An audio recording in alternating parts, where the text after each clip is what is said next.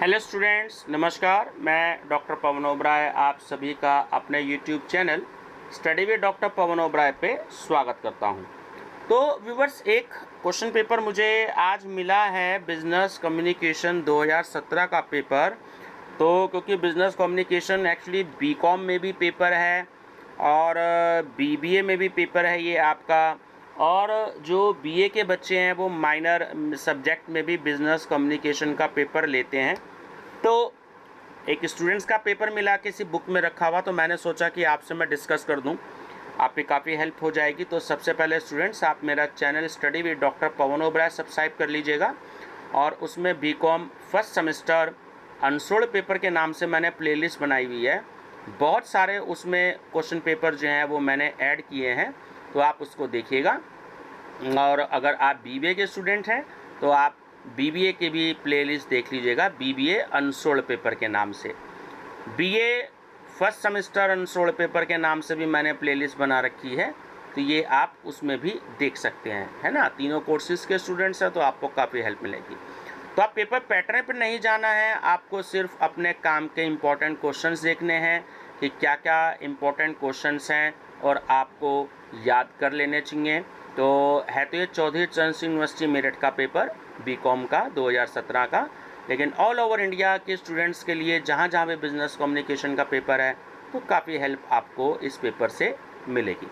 तो देखिए, short question क्या थे इसमें मैं आपको बता देता हूँ। 10 शॉर्ट क्वेश्चन आते थे जब ईयरली पैटर्न था 2 साल पहले तक।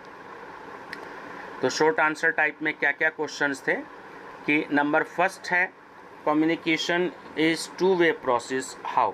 संप्रेषण, और हिंदी में दूसरा वर्ड होता है इसका संचार। तो आप या संचार वर्ड यूज़ कर सकते हैं हिंदी मीडियम वाले, या संप्रेषण वर्ड यूज़ कर सकते हैं। तो संप्रेषण द्विमार्गी प्रक्रिया है कैसे। सेकंड है, what is meant by diagonal communication. विकर्णीय संप्रेषण से क्या आशय है। Third, explain in brief 7 C's of effective communication. प्रभावपूर्ण संप्रेषण में प्रयुक्त 7 C's को संक्षेप में समझाइए। Fourth, discuss in brief SWOT analysis. SWOT विश्लेषण को संक्षेप में समझाइए। Strength, weakness, opportunity, threats. ठीक है, फुल नेम इसके हो गए। फिफ्थ है, एक्सप्लेन द लैंग्वेज बैरियर्स। भाषागत अवरोध को स्पष्ट कीजिए। 6, briefly explain the mock interview. कृत्रिम साक्षात्कार को संक्षेप में समझाइए। 7, give 2 advantages of complete message. पूर्ण संदेश के 2 लाभ बताइए। 8, what do you mean by editing. संपादन से क्या अभिप्राय है। 9, what is meant bye format. प्रारूप से आप क्या समझते हैं। और 10th है आपका, right short note on uses of internet. Internet के प्रयोग पर संक्षिप्त टिप्पणी लिखिए। तो देखिए, कोई भी ऐसा क्वेश्चन नहीं है जो कि बेकार सा क्वेश्चन हो। सारे ही क्वेश्चंस ऐसे हैं जो कि रिपीट होते रहते हैं। ठीक है, लॉन्ग आंसर टाइप क्वेश्चंस की अगर हम बात करें तो इसमें 8 इम्पॉर्टेंट क्वेश्चंस आपको मिलेंगे लॉन्ग में, तो इनको भी अच्छे से प्रिपेयर कर लीजिएगा। तो नंबर सेकंड क्वेश्चन है आपका, what do you mean by communication, explain the important models of communication. संप्रेषण से आप क्या समझते हैं, संप्रेषण के महत्वपूर्ण प्रतिमानों को समझाइए। Third, what is the process of writing the first draft, what precautions should be kept in mind while writing the first draft। प्रथम ड्राफ्ट लिखने की क्या विधि है। प्रथम ड्राफ्ट लिखते समय कौन सी सावधानियां अपनानी जरूरी हैं। 4, what do you mean by group discussion, discuss the prior conditions and advantages of group discussion। सामूहिक विचार विमर्श से आपका क्या अभिप्राय है। सामूहिक विचार विमर्श की पूर्व शर्तों तथा लाभों का वर्णन कीजिए। Number 5, what planning should be adopted be respond favorable to claims and adjustment request. Illustrate your answer with the help of an imaginary letter.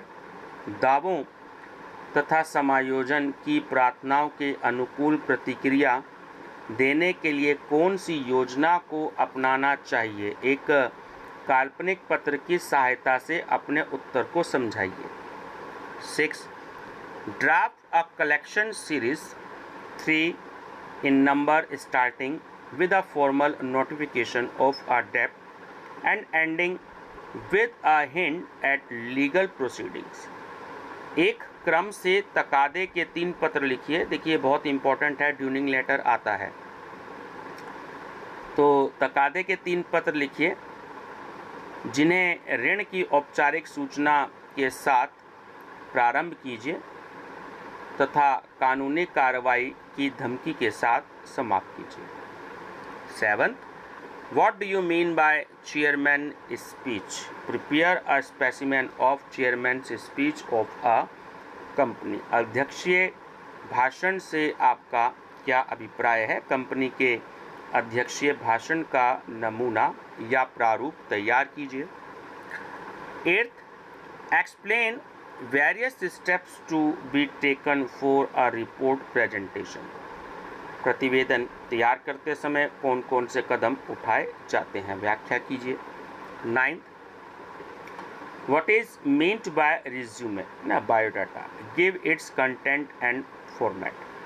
आत्मसार से क्या अभिप्राय है, इसकी विषय सामग्री तथा प्रारूप दीजिए।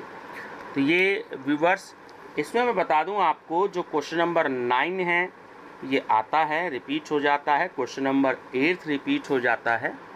क्वेश्चन नंबर 7 कम आया है, बट कभी कभी 4-5 साल में एक बार आता है। क्वेश्चन नंबर 6 देखिए लेटर्स आते हैं, कभी रिक्वेस्ट लेटर आ जाता है, कभी ड्यूनिंग लेटर आ जाता है। तो ये जो है लेटर का फॉर्मेट आता ही आता है, ठीक है। चेयरमैन स्पीच कम आती है 4-5 साल में, लेकिन ये आता ही आता है। अच्छा, ये जो क्वेश्चन नंबर 5 है ना, ये CCS यूनिवर्सिटी मेरठ में बहुत कम आया है, तो ज़्यादा अगर ये ना मिले तो टेंशन लेने की ज़रूरत नहीं है। क्वेश्चन नंबर 4 बहुत अच्छे से प्रिपेयर कर लीजिएगा, कई बार ही आता है। ग्रुप डिस्कशन जो है, क्वेश्चन नंबर 3-4 साल में एक बार आता है, ठीक है, फिर भी याद कर लीजिएगा, बहुत ज़्यादा इम्पॉर्टेंट नहीं है। But question number 2 most important है। तो इंट्रोडक्शन का जो चैप्टर है आपका कम्युनिकेशन का, तो उसको प्रिपेयर कर लीजिएगा, एक क्वेश्चन उसमें से आता ही आता है। और जो आपका मॉडल्स है, ये भी हर दूसरे तीसरे साल जो है ये क्वेश्चन रिपीट होता है। और ये जो आपके 10 क्वेश्चंस हैं ना, ये जैसे इंटरनेट का यूज़ हो गया, ये बहुत बार आता है। और आपका ये जो मॉक इंटरव्यू है 6 नंबर पर, ये बहुत बार आता है। शॉर्ट एनालिसिस के बैरियर्स का जो क्वेश्चन है ना, जो इन्होंने दे रखा है, ये इस बार भी आया है, रिपीट हुआ है 2023 में, जो NEP के हुए हैं और BBA के जो हुए हैं। तो इसलिए जो बैरियर्स का क्वेश्चन है ये भी आपका बहुत इम्पोर्टेंट है। क्वेश्चन नंबर 4 जो शॉर्ट एनालिसिस है, ये क्वेश्चंस भी जो है डिटेल में मतलब पूछा गया है, लेकिन कम पूछा गया है। जनरली शॉर्ट जो है ये शॉर्ट में ही पूछा जाता है। तो आप पूरा नाम तो लिखेंगे ही, strength, weakness, opportunity and threat, but इसको थोड़ा सा अच्छे से प्रिपेयर कर लीजिएगा, है ना। 1.5 से 2 पेज में इसका आपको आंसर देना है।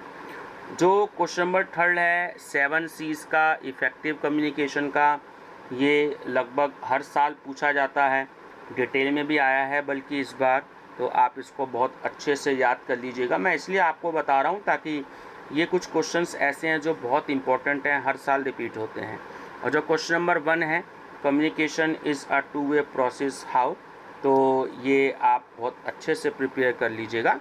ये आपका जो है डिटेल में भी क्वेश्चन आता है, ठीक है ना। तो कभी कभी एग्जामिनर डिटेल में क्वेश्चंस दे देते हैं, कभी कभी एग्जामिनर जो है वो ये आपका शॉर्ट में दे देते हैं। क्वेश्चन नंबर 2 पे शॉर्ट नोट कभी कभी आता है, विकर्णीय संप्रेक्षण, डायगोनल कम्युनिकेशन ये कम बार रिपीट हुआ है, 4-5 साल में एक ही बार रिपीट हुआ है। ठीक है व्यूवर्स, तो बने रहिएगा मेरे चैनल पे study with doctor Pawan Oberoi पर। चैनल सब्सक्राइब कर लीजिएगा। प्लेलिस्ट जैसे मैंने बताई आपको, BCom first semester unsolved paper में आपको मिलेगा, बीबीए अनसोल्ड पेपर में आपको मिलेगा और BA first semester unsolved paper में मिलेगा। Thank you.